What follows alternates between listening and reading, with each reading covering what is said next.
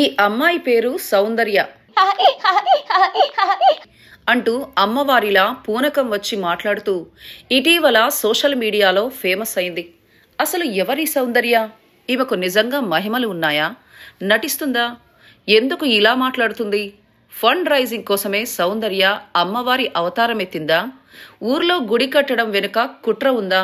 Full details ఇప్పుడు చూద్దాం. సౌందర్య camera on చేస్తే చాలు, నా తండ్రి శంకరుడా, నా తల్లి పార్వతి, 10,000 నీకు, శివునికి చిన్న బిడ్డను, ఆది పరాశక్తిని, నా మామ గౌతముడు, దారి దారి చూడు బిడ్డ, అనుమానాలు పెట్టుకొచ్చావు బిడ్డ, అబద్ధాలున్నాయో నిజాలున్నాయో అనుకున్నావు బిడ్డ అంటూ మొదలు పెడుతుంది. ఎవరు ఆమె ముందు కూర్చున్నా అబద్ధాలు నిజాలు కాకుండా కొన్ని న్యూట్రల్ విషయాలు చెప్తుంది. ఉదాహరణకు, నన్ను నమ్మాలా వద్దా అని ఆలోచిస్తున్నావా బిడ్డ? నువ్వు మంచివాడువే కానీ కోపం ఉంది. నీకు ఈ ఏడాది అంతా మంచి జరుగుతుంది. నీకు మంచి చేసిన వాళ్లకు మంచే చేస్తావు అంటూ కొన్ని మాటలు చెప్తుంది. ఇలాంటి ఇంటర్వ్యూలతో ఆమె యూట్యూబ్లో ఫేమస్ అయింది. 16 సంవత్సరాల సౌందర్య కుటుంబంతో సహా హైదరాబాద్ నగర శివారులోని తండాలో ఉంటోంది. ఆమెకు తల్లి, తండ్రి, ఒక తమ్ముడు ఉన్నారు.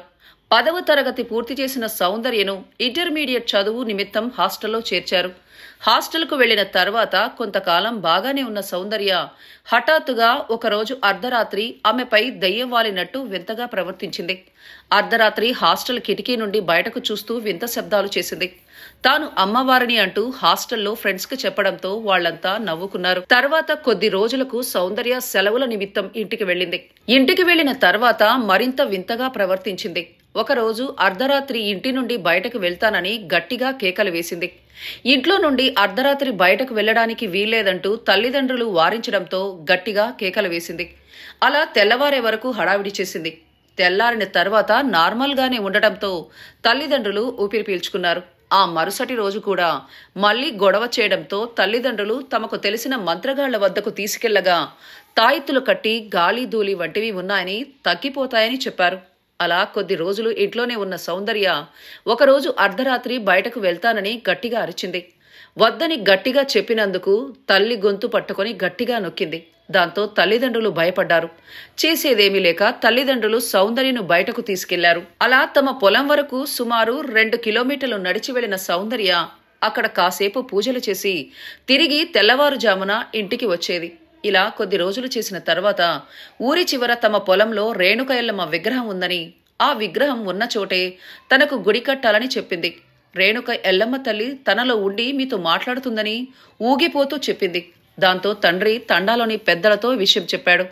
తమ పొలంలో విగ్రహం ఉన్న విషయం తమ కుమార్తె చెప్తోందని, పొలంలో తవ్వకాలు జరుపుదాం అని తండ్రి ఊరి పెద్దలకు చెప్పడంతో వారంతా కలిసి సౌందర్య చెప్పిన చోట తవ్వి చూశారు. అక్కడ నిజంగానే రేణుక ఎల్లమ్మ విగ్రహం లభించింది. అంతే, ఒక్కసారిగా సౌందర్యను దేవత అనడం ప్రారంభించారు. ఆమెకు సిగం రావడం అందరూ బలంగా నమ్మేశారు. అక్కడే గుడి కట్టాలని సౌందర్య సిగం ద్వారా చెప్పడంతో అమ్మవారు తమ ఊరిలో ఉండటం అందరికీ సంతోషం అనిపించింది. చాలా మంది చందాలు ఇచ్చి గుడి నిర్మాణం ప్రారంభించడానికి ముందుకు వచ్చారు. గుడి నిర్మాణ పనులు ప్రారంభమయ్యాయి. దాంతో సౌందర్య ఫేమ్ తండాలో ఒక్కసారిగా పెరిగిపోయింది. అందరూ వచ్చి ఆమెకు కొబ్బరికాయలు కొట్టడం, దండం పెట్టుకుని పూజలు చేయడం ప్రారంభించారు. తండావాసులు కొంతమంది నమ్మకపోయినా ఎక్కువ మంది సౌందర్యను నమ్ముతూ ఆమెను చూడటానికి వచ్చేవారు. తండావాసులతో పాటు చుట్టుపక్కల ప్రాంతాల నుండి ఆమెను చూడటానికి రావడం ప్రారంభించారు. తమ సమస్యలు పోవాలని కొందరు కోరుకోవడం, మరికొందరు తమ భవిష్యత్తు ఏమిటి అంటూ ఆమెను అడగడం ప్రారంభించారు. ఇంకొందరైతే వ్యాపారం బాలేదని, కుటుంబంలో సమస్యలు, అనారోగ్య సమస్యల గురించి అడిగేవారు. అందుకు సౌందర్య తనదైన శైలిలో సిగం వచ్చినట్టు సమాధానాలు చెప్పేది. ఇక్కడి వరకు బాగానే ఉంది. సరిగ్గా ఇక్కడే కథ మలుపు తిరిగింది. సుమారుగా 16 ఏళ్ల పాప ఆడుతూ పాడుతూ చదువుకోవాల్సిన వయసులో సిగం ఊగుతూ భవిష్యత్తు వాణి చెప్పింది. చాలా మంది జీవితాల్లో జరిగిన విషయాలు చెప్పింది. తన ముందు కూర్చున్న వారికి పెళ్లయిందా లేదా అనే విషయాలు చెప్పేస్తోంది. సోషల్ మీడియాలోనూ సౌందర్య వీడియోలు వైరల్ కావడంతో ఆమె ఒకరి తర్వాత ఒకరు ఆమెను ఇంటర్వ్యూలు చేయడం మొదలుపెట్టారు. దాంతో కొంతమంది ఆమెలో మహిమలు ఉన్నాయని ఆమెకు సిగం వచ్చేలా చేసి కొన్ని విషయాలు చెప్పిస్తూ ఇంటర్వ్యూలు చేస్తుంటే మరికొందరు మాత్రం సౌందర్యను విమర్శిస్తూ ఆమె బండారాన్ని బయట పెట్టేలా మాట్లాడుతున్నారు. రేణుక ఎల్లమ్మ గుడి కట్టాలని తనకు చెప్తోందని సౌందర్య చెప్పడంతో చాలా మంది తండోపతండాలుగా ఆమె వద్దకు వచ్చి ఆమెకు దండం పెట్టుకుని వెళ్తున్నారు. యూట్యూబ్ ఛానల్లో వరుస ఇంటర్వ్యూలు ఇస్తోంది. కొంతమంది సౌందర్యను తమ స్టూడియోలకు పిలిచి ఇంటర్వ్యూలు చేస్తున్నారు. హైదరాబాద్లోని వివిధ స్టూడియోలకు వెళ్లి సౌందర్య ఇంటర్వ్యూలు ఇచ్చింది. ఇంటర్వ్యూలో ఫండ్ రైజింగ్ కూడా చేస్తోంది. ఫోన్ పే, గూగుల్ పే ద్వారా డబ్బులు తీసుకుంటోంది. ఇలా ఆమె తండా నుండి హైదరాబాద్కు వచ్చి ఇంటర్వ్యూ ఇస్తున్న టైంలో తండాలో ఒక ఆవు చనిపోయింది. అలాగే ఒక వ్యక్తి కూడా చనిపోవడంతో తండాలో ప్రజలంతా అమ్మవారిగా కొలుచుకునే సౌందర్య పొలిమేర దాటడం వల్లే వరుస అనర్థాలు జరుగుతున్నాయని భావించారు. ఆమెను పొలిమేర దాటి వెళ్లవద్దని సూచించారు. అమ్మవారిని దర్శించుకోవాలన్నా, ఇంటర్వ్యూలు కావాలన్నా ఎవరైనా తండాకు రావాలని, కానీ తండా వదిలి వెళ్లి ఇంటర్వ్యూలు ఇవ్వొద్దని చెప్పారు. అయినా వారి మాటలు వినకుండా సౌందర్య పొలిమేర దాటి వెళ్ళింది. కొన్ని రోజులకు తండాలో మరో వ్యక్తి మరణించారు.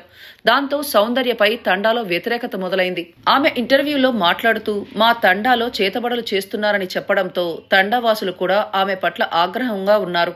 చాలా మంది ఆమెను నేరుగా విమర్శిస్తున్నారు. మా తండా వాళ్లు చేతబడులు చేస్తారనే ముద్ర పడిపోయిందని, ఇక్కడి ఆడపిల్లలకు పెళ్లిళ్లు ఎలా అవుతాయంటూ ఆందోళన చెందుతున్నారు. ఇంటర్వ్యూలో సౌందర్య కేవలం తన విషయాలతో పాటు అన్ని విషయాల్లోనూ తలదూర్చారు. తండాలో ఒక వ్యక్తి చేతబడులు చేస్తూ ఆవు మరణానికి, మరో 2 వ్యక్తుల మరణాలకు కారణమయ్యాడని చెప్పడం మరిన్ని వివాదాలకు కారణమైంది.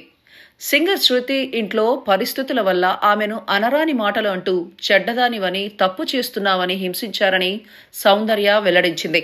సింగర్ శృతిని ఇంట్లో వాళ్లే కొట్టిన తర్వాత ఉరివేసుకుని చనిపోయిందని చెప్తోంది. ఆమెను కొట్టి చంపారని, గట్టి దెబ్బ తగలడంతో చనిపోయిందని, చంపిన తర్వాత ఉరివేశారని చెప్తోంది. ఇలా లోకల్ నుండి నేషనల్ వరకు అనేక విషయాలపై సౌందర్య మాట్లాడడం, ఫండ్ రైజింగ్ చేయడం, తండాలో మనుషులు చనిపోయినా పట్టించుకోకుండా ఫేమ్ కోసమే పరితపిస్తుండడంతో తండావాసులకు సౌందర్యపై అనుమానం పెరిగింది. అసలు దేవత రావడం నిజమేనా? సౌందర్య గుడి కట్టాలని చెప్పిన పొలం ఆమె సొంతం కావడంతో అక్కడ గుడి కడితే వాళ్లకు మాత్రమే చెందుతుందని, అదే ఊరిలో కడితే ఊరికి చెందుతుంది కదా అని కొంతమందికి అనుమానం వచ్చింది.